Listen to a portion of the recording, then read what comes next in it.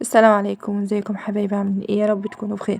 النهارده هنعمل مع بعض بقى اكله تحفه جميله جدا جدا وكمان اقتصاديه و يعني من ضمن الاكلات السريعه جدا جدا. هتعمليها وانتي واقفه على البوتاجاز. تعالى هنعمل تغيير بقى في الاكل. النهارده هنعمل حواوشي اسكندراني بمنتهى السهوله. تعالي معايا هقولك ازاي عملتها. معايا هنا كيلو الا ربع دقيق، وعليهم كيس خميره او معلقه خميره كبيره، وكمان ربع معلقه من الملح، ومعلقه كبيره من السكر، وميه للعجن. وممكن لو عندك لبن بودر بتحطي معلقه لبن بودر، مش عندك خلاص ممكن احط كمان ربع معلقه من بيكنج بودر. لبن البودر والبيكنج بودر ده اختياري، لكن الاساسي في العجينه هو الخميره والدقيق والملح والسكر، ده اساسي. هحطهم في العجين، وطبعا لو هتعجنيهم على ايدك مش هتفرق خالص. هتاخد في العجين حوالي بتاع من 7 ل8 دقايق عجن. على ايدك هتاخد 10 دقايق عجن. وخلاص على كده هعجنه بالشكل اللي انتوا هتشوفوه دوت في العجان كده. وبعد كده تعالوا معايا اقول لكم هنعمل ايه تاني. طبعا احنا مش صلينا على الرسول، هنصلي على الرسول ونذكر الله وربنا يجعله في ميزان حسناتنا جميعا. طبعا العجينه انا عايزاها عجينه طريه. آه الحواوشي يعني بتبقى طريه وهشه افضل من ما بتبقى العجينه يابسه. خلاص كده انا هلم العجينه كده بشويه زيت، واحطها كمان في طبق عندي، واسيبها على جنب تخمر. زي ما انتوا شايفينها كده هدهن وش العجينه زيت طبعا عشان شايفين بتتلزق، وهركنها على جنب خالص، وهشوف هعمل ايه تاني مع بعض. تعالي نعمل الحشوه بتاعتنا. معايا هنا نص كيلو او كيلو الا ربع. انا عملت كيلو الا ربع من اللحمه يا جماعه، وعملت عليه كمان الخلطه بتاعه الحواوشي دي بجيبها من عند العطار، وكمان احط عليها بصله واحده بس وقرن فلفل زي ما انتوا شايفين بالشكل ده كده، و نص معلقه ملح وشويه فلفل الاسود، وبس على كده هعجنها عجن كويس جدا كده. ممكن احط عليها شويه من البيكنج باودر، تكون حبه صغيره يعني عشان ما تنزلش ميه، وكمان هتفرد معاكي اللحمه في الرغيف فيبقى شكلها حلو جدا. خلاص انا العجينه بتاعتي خمرت، اقطعها بقى حسب الرغبه، انت حابه الرغيف كبير او صغير ده حسب رغبتك انت. هنفردها بشكلين او هنشكلها بشكلين، شوف الشكل اللي هيعجبك فيهم او اللي انت هترتاحي فيه اعمليه. خلاص خلصتها عجين بالشكل اللي انتوا شايفينه دوت. هبدأ ان انا افردها بقى على هفرد واحدة بواحدة كده زي ما انتوا هتشوفوا معايا دلوقتي كده. حطيت الطاسة تسخن على النار. طبعا هريح العجينة 5 دقايق الاول و10 دقايق يعني يا دوب شوية صغيرة خالص عشان العجينة تفرد معاكي. بعد كده هاخد العجينة وافردها بالشكل ده كده، وبعد كده هاخد كرة اللحمة. طبعا قطعت اللحمة كور على برضو على قد الحجم المتاح ليكي او اللي انت عاوزاه بالشكل ده كده. وهبدأ ان انا افرد العجينة بالشكل ده كده. طبعا فردت الرغيف وهرجع افرد الرغيف التاني. طبعا بعمل لهم رغيفين على بعض ده تشكيل، وفي كمان هوريكم التشكيلة التانية اللي انا برتاح ليها اكتر. ده كده وبالشكل ده هفردها، وبعد كده هجيب القطعة التانية واحطها فوق منهم وهلزقهم في بعض.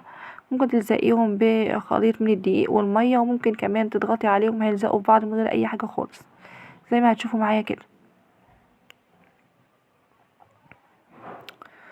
بس كده هحط الرغيف التاني فوق منه كده، وهبدأ ان انا الزقهم في بعض بالشكل ده طبعا، والزقيهم علشان ما يفصلوش منك لما تحطيهم في الطاسة. في الوقت ده انا حاطه الطاسه بتاعتي على البوتاجاز ومعليها اللي عليها البوتاجاز جدا. وبعد كده بهدي النار وبدهن الطاسه بتاعتي سمنه او زيت، او بلاش زبده عشان الزبده تنحرق يا جماعه. وبعد كده هحط الرغيف بتاعي وهبدا ان انا عشان كمان اللحمه تستوي. وممكن لو عندك للطاسه بتاعتي غطا ممكن تغطيه، هيسهل جدا في عمليه السوا. هنا بالشكل ده هحطه كده على الطاسه. شايفين السمنه ساحت بسرعه لان طبعا الطاسه سخنه. وابدا ان انا انزل بالرغيف بتاعي كده زي ما انتم شايفين. شايفين بالشكل ده كده. هفرد كمان هشكله بطريقة تانية. هفرد قطعة العجين كده على على الرخامة بالشكل ده. وبعد كده هجيب كرة من كور اللحمة اللي انا عملتها بالشكل ده، وهلم الرغيف عليها كده بشكل دائري زي ما انتوا شايفين كده. وده طبعا الطريقة اللي طبعا انا برتاح ليها جدا، وبحس ان هي افضل بكتير من انك تحط رغيف على رغيف، لانه ممكن يفكوا منك. وكمان يعني دي بتبقى افضل بالنسبة كمان لتوزيع اللحمة بالشكل ده كده.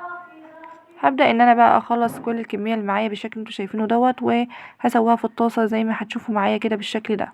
طبعا الطاسة لازم تكون سخنة، تنزليها وبعد كده بتهدي النار للوسط، وايدك كمان مع الرغيف بتقلبيه من الجهتين، كل جهة شوية لعند ما الرغيف بتاعك يستوي، وكمان اللحمة من جوه بتستوي وبتبقى جميلة جدا جدا. تغيير بقى في الاكل يا جماعة، يعني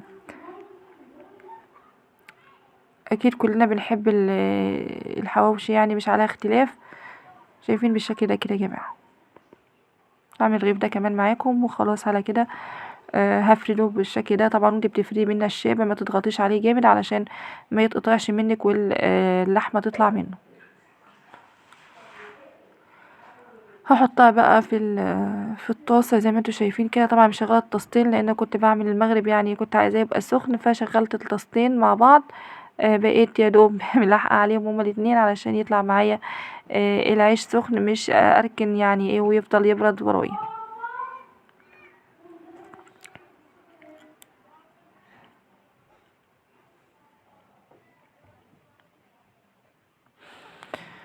طبعا لما قلت يا جماعة اللي مش مشترك يشترك ويفعل زر الجرس على الكل، ولو كنتي مشتركة اعملي لي لايك وكومنت جميل كده عشان كومنتاتك بتساعدني، ولو بتتابعيني من على الفيسبوك اعملي فولو ومتابعة، وجزاكم الله كل خير. وكمان مش تنسوا اللايك على الفيسبوك، ويا ريت يا جماعة الدعم يكون اكبر شوية، لان يعني لا الصفحة ولا القناة كمان بيكبروا يعني، وطبعا من غيركم مش هيكبروا، وجزاكم الله خير.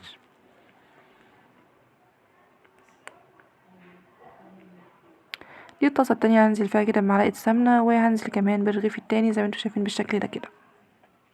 هبدأ بقى اقلب في الرغيف، وايدك طبعا معايا علشان تقلبيه كل دقيقة كده او كل شوية على جنب عشان يطلع معاكي مستوي، وكمان اللحمة تطلع مستوية من جوه، مش تبقى اللحمة نية او الرغيف معجن.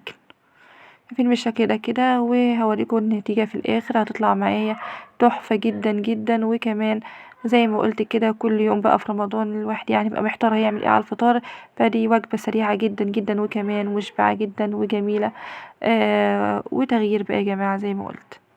خلاص كده خلصت. تعالوا بقى نقطع كده الرغيف معاكم ونشوف شكله ازاي من جوه.